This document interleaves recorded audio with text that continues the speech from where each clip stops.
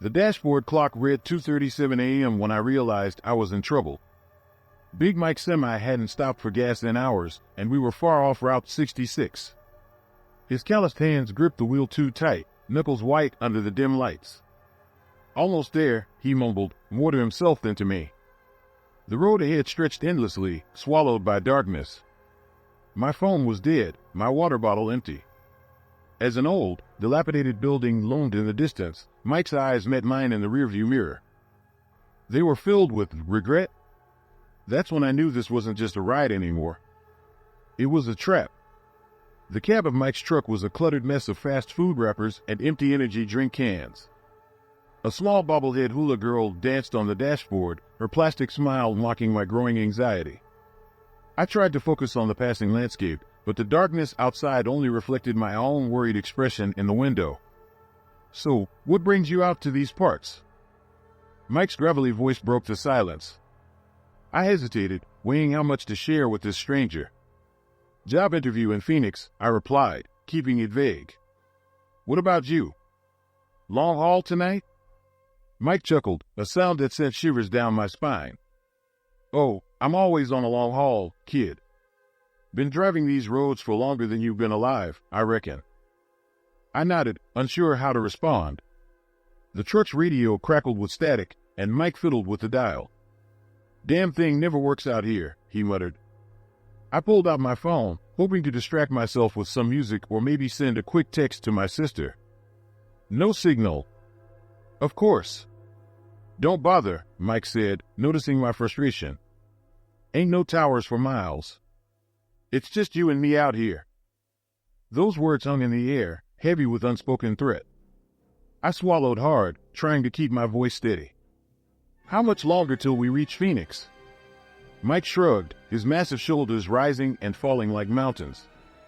"Oh, we've got a ways to go yet. But don't you worry, I know a shortcut. Old truck stop up ahead where we can grab a bite. You hungry?" Before I could answer, my stomach growled traitorously.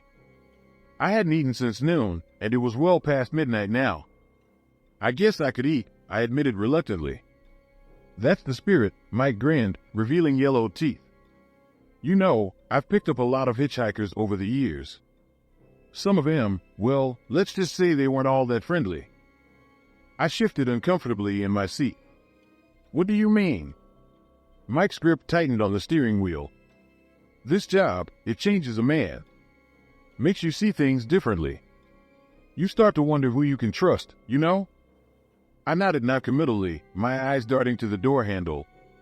Could I jump out if I needed to? At this speed, it would be suicide. "But you seem like a good kid," Mike continued, his voice softening. "Not like some of the others. They had it coming, if you ask me." My blood ran cold. What exactly was Mike implying? The miles stretched on, each one feeling longer than the last. I tried to keep track of road signs, but they were few and far between. The landscape outside had become a monotonous blur of scrubland and distant mesas, unfamiliar and foreboding. "You know," Mike said, breaking another long silence, "I've seen some strange things out here. People disappearing without a trace. Whole families, sometimes." I felt my throat tighten. "That's terrible," I managed to say. Mike nodded solemnly. "It is. But you know what's worse? Sometimes it's the ones you least expect who are behind it all." I couldn't shake the feeling that his words held a double meaning. I desperately wanted to change the subject, to think about anything else, but Mike seemed intent on his grim monologue. "Take this truck stop we're heading to," he continued. "Looks abandoned, right?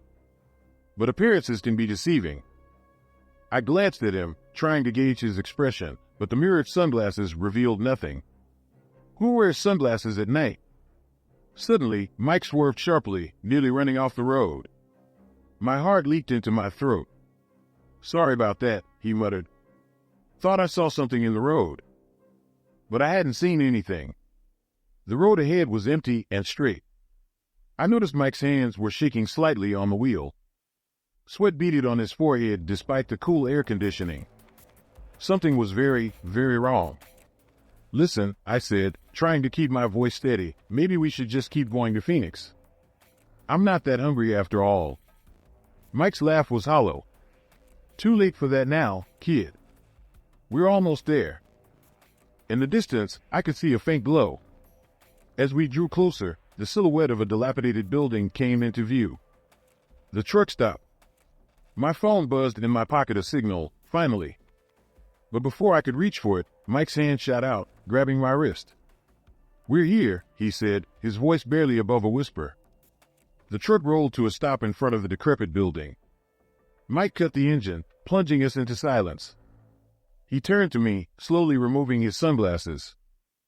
His eyes were bloodshot, filled with a mixture of fear and resignation. I'm sorry, he said, his voice breaking. They made me do it. They've got my family. Before I could process his words, the doors of the truck stop burst open. Men with guns swarmed out, surrounding the truck.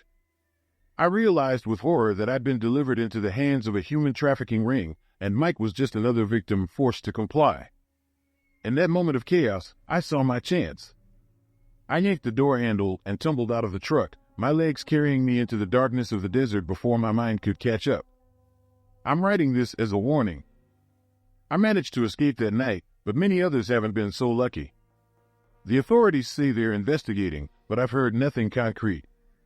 Sometimes, I still see semis that look like Mike's on the highway.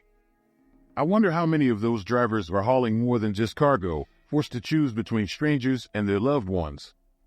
If you're hitchhiking, please be careful. Not every monster looks like one. And if you're driving through that stretch of Route 66, keep your eyes open.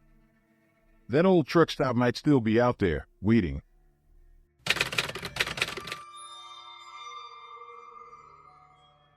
The stench of gasoline and burnt rubber clung to my nostrils as I regained consciousness. My head throbbed, and something warm trickled down my face. Blinking away the haze, I found myself slumped in the passenger seat of a battered pickup truck, surrounded by endless desert. The driver's seat was empty, the door hanging open. On the cracked dashboard, a phone blinked with an unsent message. Got another one. ETA 2 hours. My stomach lurched as I realized I had no idea how I got here or who another one was. But I knew I had to get out, fast. As my vision cleared, I took stock of my surroundings. The pickup truck was old and beat up, its interior a mess of fast food wrappers and empty beer cans. The desert stretched out in every direction, a vast expanse of sand and scrub brush under a merciless sun. I tried to piece together how I'd ended up here, but my memories were a jumble of fragmented images. I remembered leaving my apartment in Phoenix, heading to my night shift at the diner. Then, nothing. Just a blank space where hours should have been. The realization sent a chill down my spine despite the sweltering heat. My hand shook as I reached for the phone on the dashboard. It was locked, but the unsent message still glowed on the screen. Who was sending it? And to whom? I tried a few common passcodes, but nothing worked. Frustrated, I tossed the phone back onto the dashboard. That's when I noticed the duffel bag in the back seat. It was unzipped, and I could see a glint of metal inside. My heart racing, I reached back and pulled it towards me. The contents made my blood run cold: zip ties, duct tape, and a wicked-looking hunting knife. Panic surged through me. I had to get out of here, now. I yanked on the door handle, but it wouldn't budge. The child lock was on. I scrambled over to the driver's side, relief washing over me as the door swung open. The desert heat hit me like a wall as I stumbled out of the truck. My legs were weak, and my head spun. How long had I been unconscious? I patted my pockets, hoping to find my own phone, but they were empty. Even my wallet was gone. I squinted against the sun, trying to get my bearings. In the distance, I could see a shimmer that might have been a mirage or might have been a road. It was my only hope. I started walking, each step an effort in the soft sand. As I trudged along, my mind raced. Who had taken me? What did they want? And where were they now? The open driver's door suggested they'd left in a hurry, but why? And more importantly, when would they be back? The sun beat down relentlessly, and soon I was gasping for breath. My mouth was dry, my lips cracked. I knew the dangers of dehydration in the desert, but I had no choice but to keep moving. The mirage-like shimmer seemed no closer, but I couldn't give up. After what felt like hours, I heard a sound that made my heart leap, the distant rumble of an engine. Help was coming. But as quickly as hope had risen, dread took its place. What if it wasn't help at all? What if it was whoever had left me in that truck?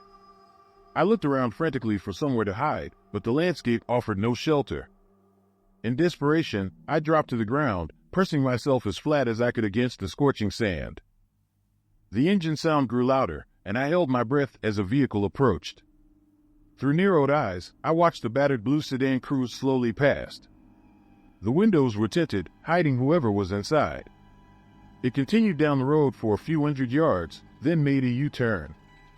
My muscles tensed, ready to run, though I knew it was futile. The car pulled up beside me, and the passenger window rolled down. An old man with a weathered face peered out at me. "You all right there, miss?" He called out. Mighty dangerous to be out here alone. Relief flooded through me, but caution held me back. I need help, I managed to croak out. Someone took me, left me out here. The old man's eyes widened. "Lord have mercy," he muttered. "Come on, get in. We'll get you to the sheriff's station in town." I hesitated for a moment, weighing my options. But the alternative was certain death in the desert. Slowly, I climbed to my feet and approached the car. As I reached for the door handle, a flicker of movement in the back seat caught my eye. There was someone else in the car, slumped down and motionless. My gaze locked with the old man's, and in that instant, I saw the mask of concern fall away, replaced by a cold, calculating look. I stumbled backward, my heart pounding. The old man's kindly demeanor vanished as he lunged across the seat, trying to grab me. I turned to run, but my weakened legs betrayed me, and I fell hard onto the sand. As I scrambled to get up, I heard car doors slamming. Rough hands seized me, dragging me towards the sedan. I fought with every ounce of strength I had left, screaming into the empty desert. Then, out of nowhere, a siren pierced the air. Red and blue lights flashed on the horizon, growing rapidly closer. The old man cursed, shoving me away as he scrambled back to his car. As the sedan peeled away in a cloud of dust, a police cruiser screeched to a halt beside me. A young officer leaped out, gun drawn. "Are you okay, ma'am?" he called out. I nodded weakly, relief washing over me. But as the adrenaline faded, a chilling thought struck me. How had the police known where to find me? The officer helped me into his cruiser, promising to take me to safety. As we drove, I caught glimpses of his phone on the dashboard. A message notification flashed, "Target secured. En route to extraction point." My blood ran cold. I glanced at the officer, who was watching me in the rearview mirror with an unsettling intensity. The desert flew by outside, and I realized with growing horror that we weren't heading towards any town I could see. I gripped the door handle, my mind racing. Had I escaped one trap only to fall into another? Or was my traumatized mind playing tricks on me? Either way, I knew one thing for certain: my nightmare was far from over.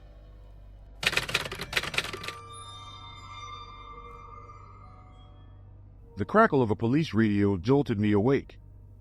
Disoriented, I found myself in a dimly lit room, the air thick with the stench of rust and decay. My wrists were raw, chafed by zip ties. Subject located, a voice crackled nearby. Appears to be sole survivor. Survivor? My mind reeled, grasping at fragmented memories. The music festival. The broken down car. Vince's friendly smile and his offer of a shortcut. God, how long had it been? And where were Zach and Leah? As footsteps approached, a chill ran down my spine. What if this wasn't a rescue at all? I don't know how long I was out, but when I came to, I was in a different place. The room was larger, brighter, and smelled of antiseptic. A hospital, maybe?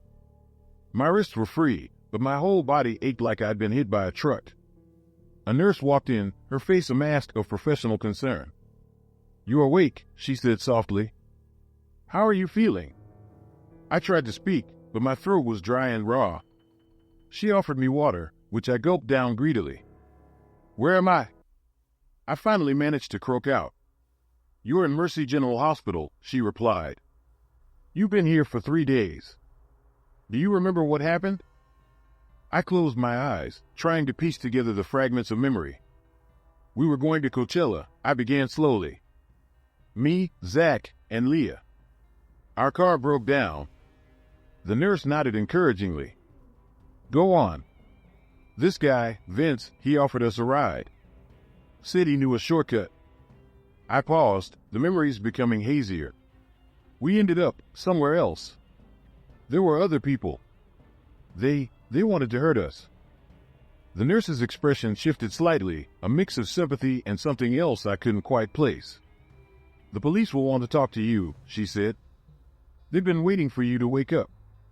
As if on cue, 2 detectives walked in. They introduced themselves as Detective Ramirez and Detective Chen. We're glad to see you're awake, Ramirez said. We have a lot of questions, if you're up for it. I nodded, though my head was spinning. My friends, I said. Zach and Leah. Are they okay? The detectives exchanged a glance that made my stomach drop. We're still looking for them, Chen said carefully. Can you tell us everything you remember? So I did. I told them about the car breaking down, about Vince and his van, about the strange camp in the desert. As I spoke, more details came back to me, the occult symbols on the vehicles, the camera set up around the clearing, Mara's cold eyes as she looked down at me. It was like some kind of sick game show, I said, my voice shaking. They were filming everything. Ramirez leaned forward. Did you hear any names besides Vince and Mara? I shook my head. No, wait. There was someone they called the producer. I never saw them, but the others talked about them like they were in charge. Chen scribbled furiously in his notebook. And you said there were cameras? Did you see any equipment, anything that might indicate where the footage was being set? I closed my eyes, trying to remember. There were these big antenna things. And I overheard something about streaming. To the dark web, I think. The detectives exchanged another loaded glance. You've been very helpful, Ramirez said. We'll let you rest now, but we'll need to talk again soon. As they left, I called out, please, find my friends. Chen paused at the door. We're doing everything we can, he said, but there was something in his tone that didn't quite ring true.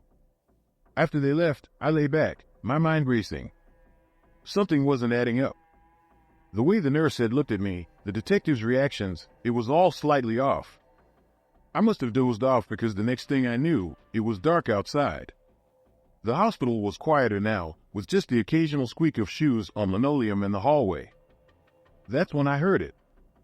A whispered conversation just outside my door. Can't keep this contained much longer, a voice that sounded like Detective Chen was saying. We have to, another voice replied.